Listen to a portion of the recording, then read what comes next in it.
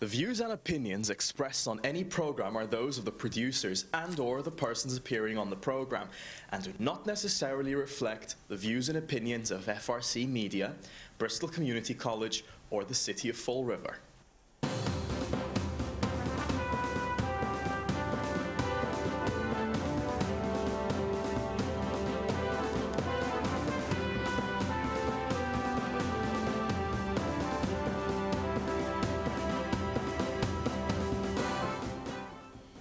Well, hello. Welcome to Spindle City Straight Talk. I'm Chip. And I'm somewhere else. And it's Friday in the Riv. And the beat just keeps going on. Yes, it does. My phone was ringing off the hook this morning about CPA. Yes. And they're saying $250,000 to the Academica Club to put in an elevator. They don't even have a roof. Well, not only that, they're politically connected. So that's what all the CPA money is. Let's trace the history to CPA money. They give it to people who don't use it for what they got it for, and then they ask for more. They give it to people for air conditioning units that cost $500,000 because they're connected to well-heeled former residents of Fall River. And this is what CPA has turned into. That's why we opposed it when it first came out, and we continue to oppose it. And we're going to make a move to organize some people to get rid of this thing at the ballot box, because the city thinks this is a forever tax. So what it is another slush fund. They give their people pay raises. They give their their friends jobs, and now they can give their people elevators and air conditioning units and anything they want for their own property. Windows. In addition, windows, anything they want. The CPA is a disgrace. We said it from the beginning. They dressed it up like a sunflower, and then this is my taxpayer. Can you get my taxpayer? You get my taxpayer on the thing here? Let me see. No, you can't get him, huh? Well, I got a little taxpayer here. Oh, hold on. Okay. There's my little taxpayer. They come up and tell you how great the CPA is going to be, how great everything they do, the roads are going to be, and then they go, that's it, you're done. Give me your money. And that's what the CPA is. Smash the taxpayer again. Well, so, interesting. This is what bothers me. At the city council meeting this past Wednesday, a city councilor asked the CPA vice chairman directly, if they don't spend all the money, does it come back to CPA? They say, oh no, they keep that. Yep. So if they make a profit on the deal, they get to keep it. Yeah, and if they don't make a profit, it means all their friends made a profit. Somebody made a profit. So they got to fix their buildings for free. I mean, if you just look at the 200 Bank Street property, which, by the way, had their $150,000 voted down by the city council, I'm sure that that owner is very upset, and the mayor is very upset because that's his friend. Yeah. And his landlord. And his landlord. And his landlord.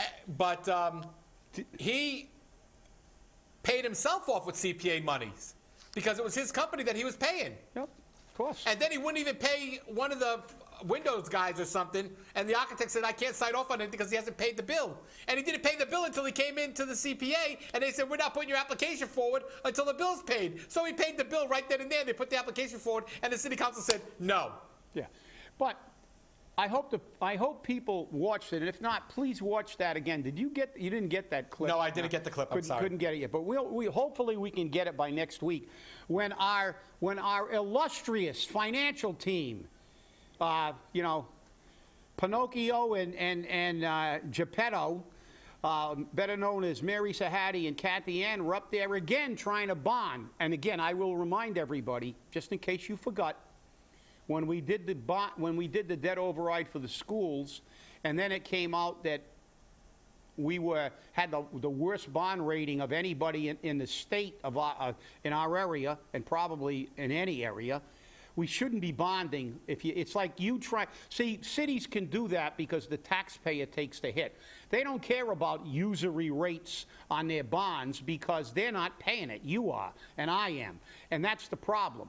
They don't care about that, because they just keep bonding even when they don't need it, because all they do is spend money. Please watch the city council meeting and watch when they were up there trying to get something bonded, and then Sean Kadeem mentioned that there was no need to bond because the money was there, and they both looked at each other and went, oh, busted. We're busted. We're trying to get money we don't need and bond it again to put more debt on our taxpayers' children, and their grandchildren. Because what? We never get enough money. The more money you give them, the more money they spend. The more there's never a situation where, and I hear that Representative Alan Sylvia was on there talking about how, oh, this is going to be good for the taxpayer. We do these roads, and you know, people will come from the casino, and it'll be good for the. Nothing's ever good for the taxpayer. We'll fix those roads. They'll spend your tax money, and if they do make any money, they're keeping it. You're never, as long as these people are in office and sitting in the council chamber and in the 6th floor, you will never ever see another year.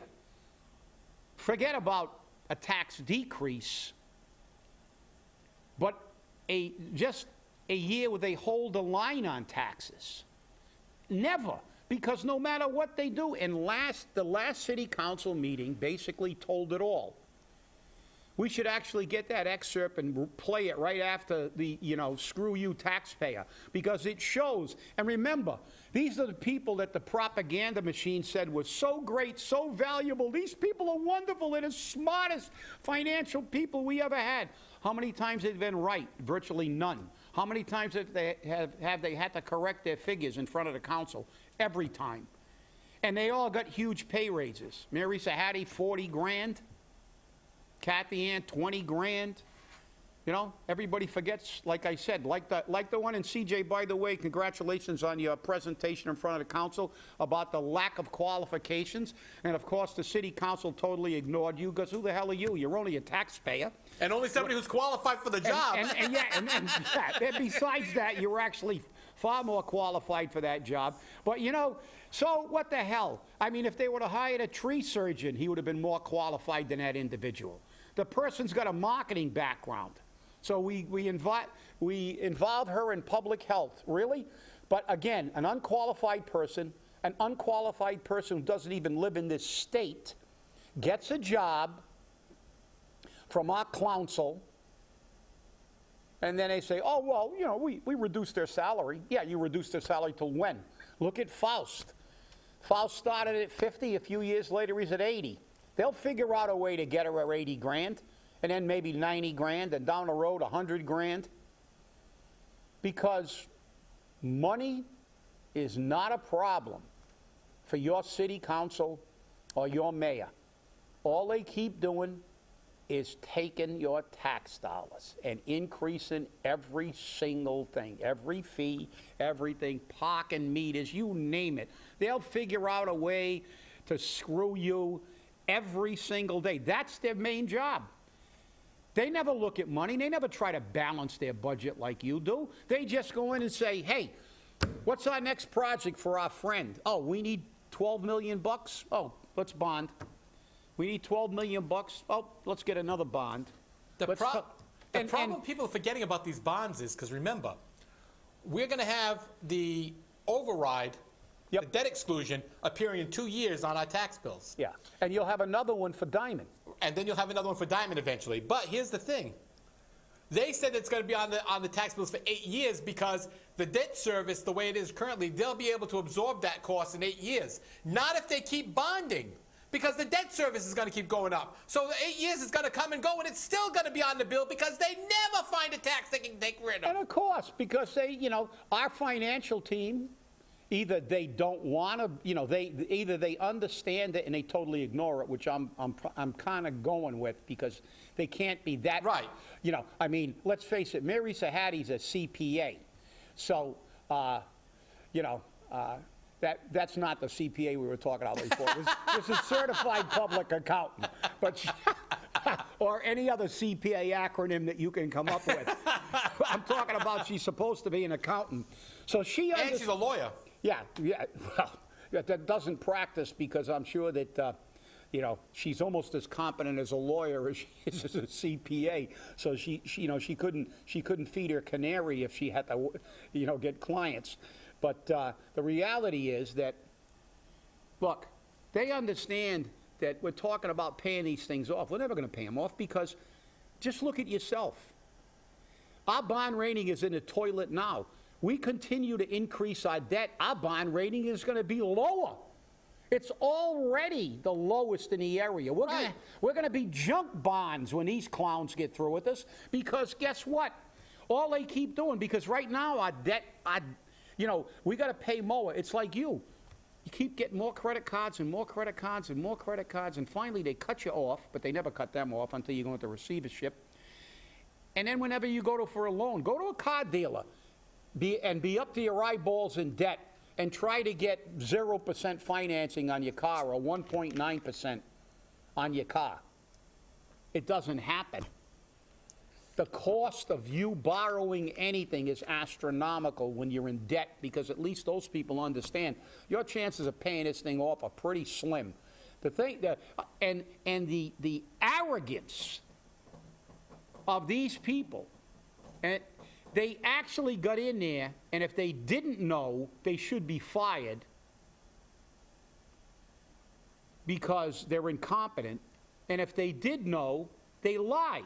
They intentionally went in there and tried to justify a bond that the taxpayers of this city did not need to take, in spite of the fact that we have an absolutely horrible bond rating.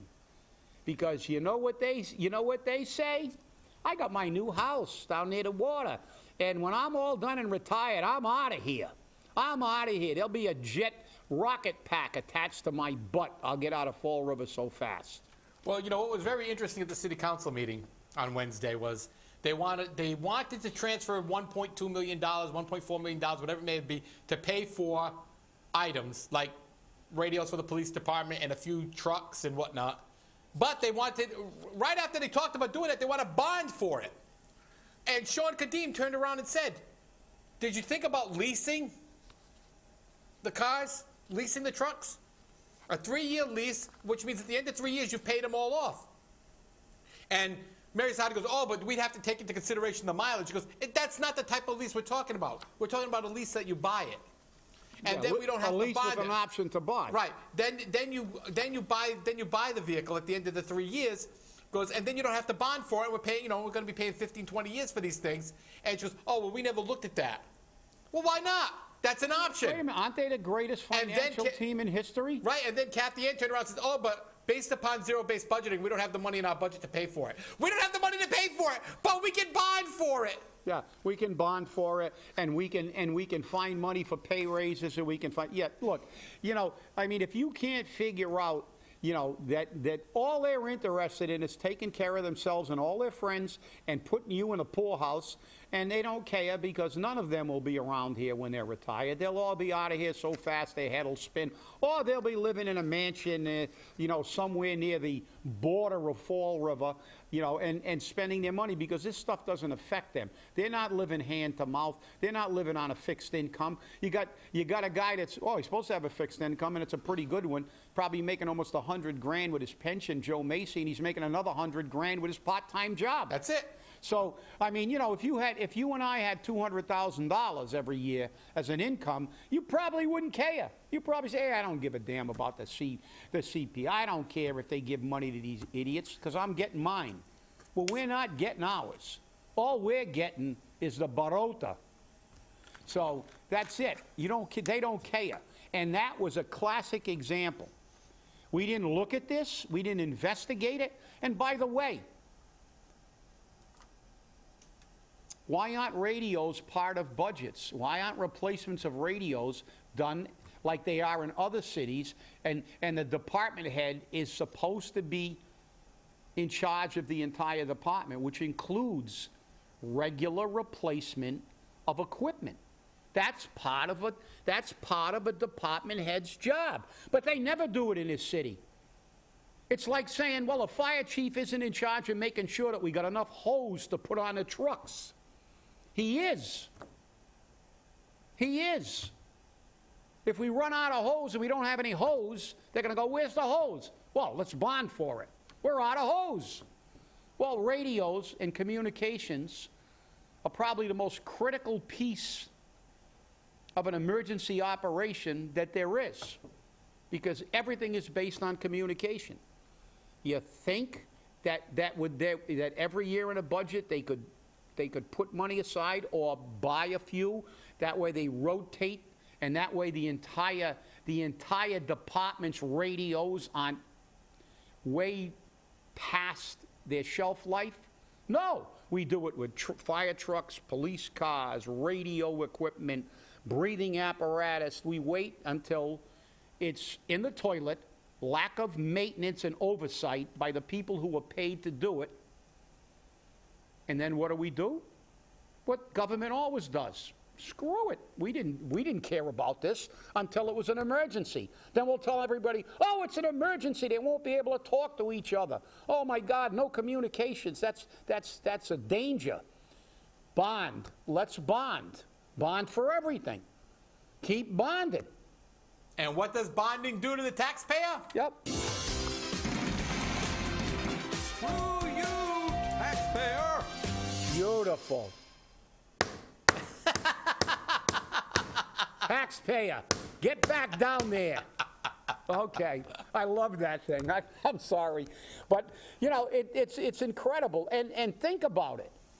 Can you just go and just keep spending money? No, I can't. No, they'll shut you off. You walk in a bank and you got like 27 credit cards that are maxed out. The credit card companies won't issue you a card anymore. You go to a bank and try to get $72 to buy a wet vac, and they won't give it to you. They'll go, what are you, crazy? Your credit rating's like a minus 800. It's not 800, it's like a minus 800. We're not giving you anything. But cities, especially cities like Fall River, they don't care. Nobody talks about our bond rating. No. You know, even though they admitted it was in the toilet, they said it. But now it's just, you know, well, I have to invoke the prophetic words of Terry Sullivan, speaking to Mr. Kenny, I believe, when he said, don't worry about it. They caught you falsifying overtime record. Don't worry about it. Keep your mouth shut. Keep your head down. In a month or so, they'll completely forget about you. They'll move on to the next thing. And guess what? They did. They did. He's right. And whose fault is that? All you people who keep voting these people into office. Because that's what they think of you. They go, hey, I don't care about them. I'll give them the biggest line of BS ever created. And then at election time, I'll give them a chow mein sandwich or a Coney Island hot dog, and I own them. Because they're just dummies. They're just dummies. You know, they don't pay attention. They don't even know what a bond rating is. They don't know, you know, even though we'll tell them our bond rating's in the toilet, they have no idea what that means. And if they do, they just can't figure out, well, you know, or as one person said, and you were there, CJ, when we were making a presentation, well, you know, we have to trust our politicians. That was one of the most ridiculous statements I have ever heard. Trust our politicians. And yesterday when I watched the news and I saw that guy who was in the state senate in Rhode Island for 16 years being brought up on federal charges because he literally millions of dollars that he wrote bounce checks, made false deposits, did everything. Now he's going to go to jail. 16 years in the Senate. How many speakers of the House in Massachusetts have left in handcuffs? Yes to that individual. You trust politicians to do what's right for you, and you receive exactly what you deserve. Nothing. Amazing. Yep. Amazing. It's true. I mean, the CPA was sold as a bill of goods, and even at the city council meeting on Wednesday, when we talk about the CPA, they said that the majority of the money is spent on public projects. Public projects. Oh, the Academica is a public project? No, the majority of money spent on public projects. Now, here's the thing. Public projects is things like the Bank Street Armory. Yeah. Okay? A roof that they never put on. A roof on... And did they ever reimburse the money? No, not yet. They haven't taken it yet either. A roof on the Stanley Street Fire Station. They didn't put that on yet either. So guess what? When they were called out on it by, I believe it was City Councilor, it was either Sean Kadima or Pamela Liberté LeBeau, can't we use this money instead of using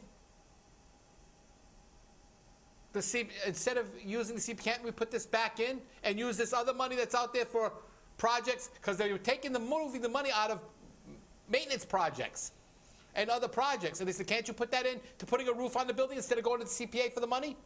Oh, wait a minute, using the money that it's designated for what it's supposed to be used for? No, it's a slush fund. It's a slush fund. And for the assessor's office to say to a caller this morning, this is forever. Every city and town has it. It doesn't go away. It's there forever. And you can't get an abatement on it until it appears on your bill. And I'm not sure every city in town does have it. No, every city and town doesn't have it yet. You know, I think that's a lie. The second thing is it's not forever. We can get rid of it, and we will try to get rid of it with all our power. And that's the problem. The problem is that this is the reason that forensic audit is a expletive in the Fall River Dictionary. Oh, yeah. You can't say forensic because it talks about compliance with the law. They have been playing Chinese checkers with money in Fall River for decades. And that's the reason they do that. They move it around and then you lose track of it. And they lose track of it. That's how money gets from employee accounts into employer accounts. And they go, oh, it went in the wrong account. Well, how? Don't you have people that are paid to do this job and do it correctly? You're bound by law to put things in certain accounts and you don't. They end up in something else. You get people that take health care money. I was just going to say that, health care money. And they put it in who knows what account. Not even the employer in some of these cases. Not even the employer's health care fund. If I give you a check and say, oh, this is for my health care insurance because I'm an individual payer, and a clerk takes it and says, okay, I think I'll put that in DPW. The DPW account. Really? Really? It's an individual, and by statutorily, that has to go into the employee trust fund. That's happened, and it's happened a lot more than once. It happens all the time. All the time. And they play Chinese checkers. They don't want you to know. It's like Willie, king of the three-card shuffle. You know when you play that game, pick the ace, the master Willie. That's what they do with the money. Willy-nilly here. Nobody asks questions. Oh, we need a bond. Really?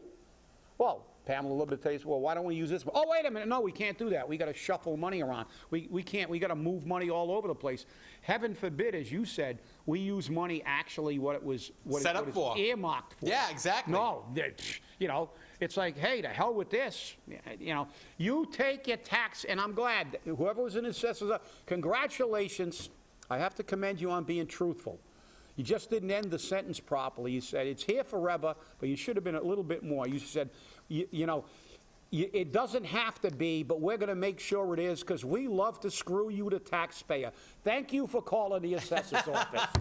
That's the way that call should have went down. That's right. Well, we have a few minutes left, and I want to talk about the Atlantis Charter School and the parking debacle. And no, because here's their solution. They're going to bus all their students now. And they're going to use one entrance for the buses and one entrance for cars from individual parents. But who pays for the busing? Take a guess. Yeah, well, we know who pays for everything, CJ. Right. So the city school department's going to have to pay for that busing. Now, we can bus every Atlantis Charter School student, but we can't bus every student in the city of Fall River? I find this to be totally... They're creating two levels of student. You're creating the chosen few that go to the Atlantis Charter School, and you've got the rest of the masses which have to go to the public schools, and they have to pay for a bus. But the Atlantis Charter School, they can take a bus and they don't have to pay for it. Sounds like a lawsuit coming up from some parent whose kid isn't in the charter school and they have to provide transportation. But this is the problem. Shouldn't be the problem. You know, it shouldn't be the problem. Heaven forbid we try to get a cost-effective plan. Their plan always comes out to getting the taxpayer to pay more. Pay for more busing. Give them cabs. Well, if they run out of buses, let's send them all by cab. The hell with it. Let's get a limo service. Let's send them to school in limos. Now, here's exactly what the school said. And we got a few minutes. Yeah, go ahead. This will be accomplished, Beatty said, by busing several hundred students to the upper and lower schools with a total Atlantis enrollment for kindergarten to grade 12 of just under 1,300 students.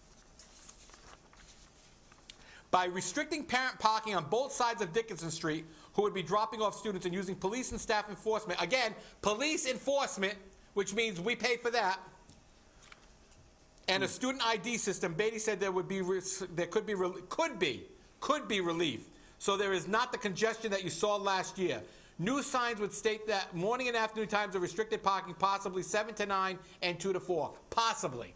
Now, according to a follow-up story by the Herald News, Maplewood Neighborhood Association says the group is positive after hearing Atlantis School Transportation Plan. Yeah, and who runs that group? Yeah, that's run by Emerald Gaudet. Yeah, and this is a quote from that article. It says, quote, the truck drivers have been very frustrated by the school traffic. Parked cars along Jefferson Street make it very difficult for them to move their 18-wheelers, posing a huge safety concern, unquote. An individual from a Norbert Manufacturing. So heaven forbid we do something like post no parking, and do something for business, or if they, you know, if the street, you know, but the thing is always to spend more money. It's always to spend more money. We're going to get police down there. We've got to get buses or cabs or limos or whatever. You know, it's all about spending your money for everything, because the solution to everything in government is to spend more of your money. They cannot, you know, in the real world, in the real business, in your house, if you had a private business, you try to do everything as cost effectively as possible to make money and to make profit and keep your business above the line. You can't run constantly in the red because you're out of business. Cities never run in the red. They just keep dipping into their you know, endless ATM machine called the American tax machine. That's what they do. And that's pretty good. I just came up with that. The American tax machine. That's what the ATM, we should change that. The American tax machine, and that's you, the taxpayer. That's all they know how to do is spend money and, you know, and spend your money on things that don't help you one bit. And I look at this other article, canvases to distribute information about opioids and recovery services. How many millions of dollars? I just saw a thing on TV the other day. I forgot where it was. They had 100 overdoses in a park. Right. Simultaneously, I think. So, I mean, you know, so again, this is a classic example about government's incompetence, and their only solution to everything is to throw money at it. Now, the drug problem started in the 60s, the late 60s, early 70s. We saw the commercials, don't get busted for drugs overseas. We saw all these programs, interventions in school, drug education. This is your brain on drugs. We saw it all. Spend more money, and they allowed drugs to come in. They didn't do anything about, you know, making drug dealing virtually a capital offense, which it is, because you kill people. And look what happened. Since 1970, let's round it off, 70 to 80 to 90 to 2000, 2010, we're almost in 2020. 50 years. Did it get better? Probably quadrillions of money, trillions. What did it get? Worse. The worst in the history of the world. So there's your government, and there's your government's effectiveness. There's no better indicator than what they did with a drug problem that started 50 years ago. That's just the way it is. Hey, everybody, thanks for watching. It's the weekend. Enjoy your weekend, but remember, stay angry and tell your city and town elected officials you want your voice to be heard. Unlike when I go and sit there and talk and I'm talking to a wall. No CPA. Repeal it. Repeal the CPA. Hey, have a great weekend.